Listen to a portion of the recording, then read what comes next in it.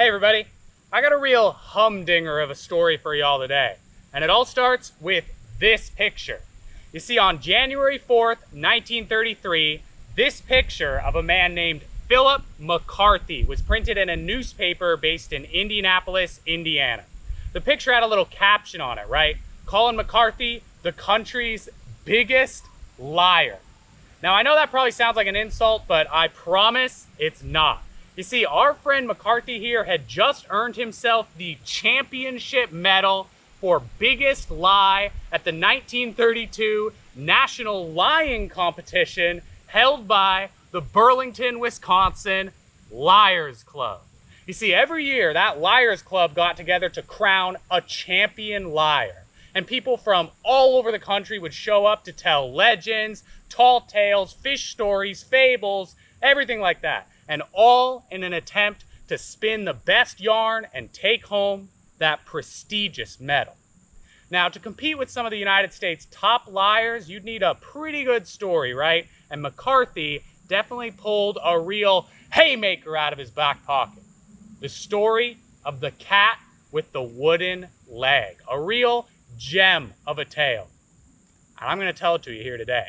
But before we get into that story, I gotta clue you in on something. You see, despite the fact that that tale won a championship for Mr. McCarthy, the legend of the cat with the wooden leg absolutely cannot be attributed to just one guy. You see, this story has been bouncing around for at least 40 years before Mr. McCarthy nabbed that championship. And, you know, I was able to find it in like dozens of old books and newspapers from all across the country, with the earliest dating all the way back to even 1890. So make no mistake, this story has a pedigree, right? Like, it's not just some one-off thing. This is yet another classic tale of American folklore. But all that being said, I'd be willing to guess that you have never heard of it, right? I mean, it's basically completely forgotten about today, which is a shame, because it's a great story. So let's get into it. So the first thing you got to know about this story is that pets with peg legs were absolutely a real thing back in the late 1800s and early 1900s. Like, there is plenty of great little newspaper articles and stuff from back in the day that are all about prosthetic pet limbs. Like, there's even some great pictures. Like, look at this one from 1906 of a dog with a little wooden leg. Or how about this one? It's a cat, Billy the cat. And Billy here is sporting a brand spanking new wooden leg cut from a broom handle and a piece of leather.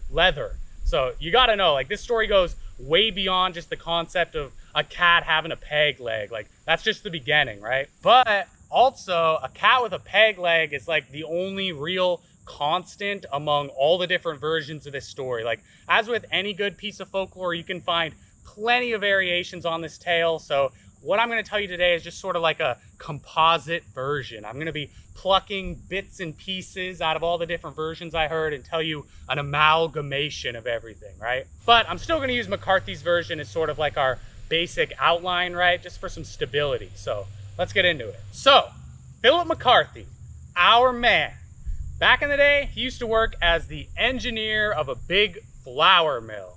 And while he was working there, this mill was dealing with a real stiff mouse problem. So McCarthy got himself a cat to help take care of the issue, right?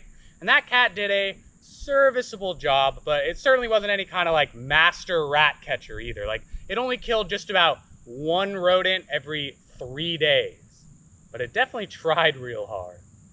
And that's just how things were for a while. You know, McCarthy's working the mill and his cat's doing its best to catch some mice. But then, tragedy struck. An accident. That poor little cat got its leg caught in the mill wheel. Oh, how horrible. Its little paw was mangled so bad it was beyond repair, and McCarthy had to amputate that leg. But McCarthy, he loved that little cat, and he didn't want to leave it without a limb. So he whittled a little peg leg out of a block of wood and slapped that bad boy onto his little feline friend, and voila! Good as new. All was well. The little cat seemed like it could get around just fine. Now, as any of us might assume, McCarthy thought that his cat's days of catching mice were pretty much over, right? Like, whenever that cat walked around, you could hear the peg leg smacking against the ground. Like whenever McCarthy had visitors over, the cat would walk over the roof of the mill and they could all hear it walking. 3 padded steps and then a big loud smack. Pad, pad, pad, crack. Pad, pad, pad, crack. So you could see how McCarthy thought that the mice would be able to hear the cat coming, right?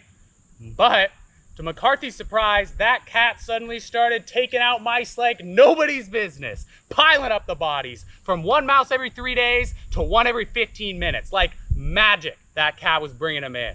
Now McCarthy, he's pretty much bewildered, right? Like, what's going on here? How did this cat manage to turn its rodent hunting luck around? Like, McCarthy just had to know. So he hatched himself a little plan, and he crept his way down into the storeroom in hopes of catching a glimpse of the cat's hunting technique. And pretty quick after McCarthy took up his post down in the basement, he watched his cat slink up behind a support beam and freeze, perfectly still, perfectly quiet. The mice, not hearing any thumping, not hearing any noise at all, made their way out from the walls and began to play and frolic in the basement, not a care in the world, until one little mouse strayed too far from the group. You know, got just a little bit too close to the post the cat was hiding behind, and whoosh, with the grace of a ballerina and the footwork and power of a world champion boxer, that cat slipped its way out from behind the post, raised its wooden paw high to the heavens, and whap, cracked that little mouse right behind the ear, striking it dead. A whole new way to hunt mice. And that's the basic story, right? Like, it's pretty cool, huh? Like, the image of a cat cracking a mouse over the head with its little paw is a good one. And luckily for us, a lot of the stories I found included some great pictures of how the whole thing probably went down. Like, look at this one. Here's a good one from a newspaper in Indiana. Look at that strike. Pow! And here's another good one, this time a newspaper in South Carolina from 1890. And look at that cat. He's preparing to bring the hammer down. But here is my favorite. This is a great one. It's from a Pennsylvania newspaper. Like, I want to get this printed on a shirt. Like, look at that. Look at the action in that strike. Look at that peg leg slice through the air. It's just a great picture for a great story. But like I said, McCarthy's version of this tale is far from the only one. Like, there's about 1 billion different variations on the story with 1 billion different changes. Like, sometimes instead of a mill worker, the protagonist or cat owner is a farmer, a fisherman, a mountain man, a logger, a guy working a yacht club, like you name it, right? And there's a similar amount of like inconsistency when it comes to why the cat needed a wooden leg too. Like, most of the time it was because of some kind of accident, but I saw just as many variations saying that the kitten was just born like that with only 3 legs. But all that aside, far and away, the most entertaining differences between all these stories is in the particulars of how the cat clubs the mice to death, right? Like, in the version I told you, it's super graceful, right? Like, the cat moves stealthily. He's like a shadow, slips through the darkness, and then strikes. 1 blow, 1 kill. Precision, beauty, a dignified death for the mouse. But it's not always like that. Like, some of the descriptions I found of the actual clubbing are just ridiculous. Killed a rat by pounding it over the head. Here's a great one from Alaska where the cat isn't just killing little mice, he's running down full-grown squirrels and knocking them upside the noggin. Oh, and a lot of versions also specify that the cat would hold down the mouse with its regular paw and then whomp on it with its wooden leg, which is just an even funnier image, like a cat pinning a rat down to the ground, peg legs sky high, just raining down blows like it's the UFC. Like, look at the language in this Alabama newspaper from 1921.